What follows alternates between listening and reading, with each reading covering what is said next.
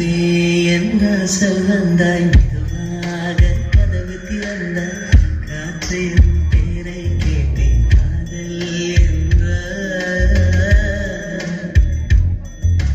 நேற்று நீ எங்கிருந்தாய் காற்றே நீ சொல்வாய் என்றேன். சுவாசத்தில் இருந்ததாக சொல்லி சென்றாய். தெளிவரும் காற்றே தாய்மொழி பேசு.